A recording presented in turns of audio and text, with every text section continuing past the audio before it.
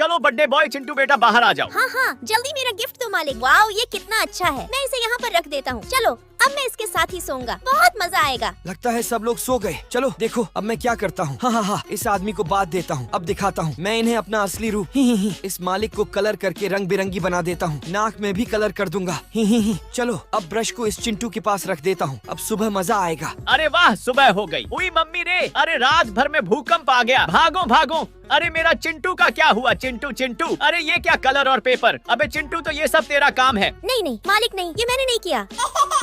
प्यारे दोस्तों, एक लाइक कर दो।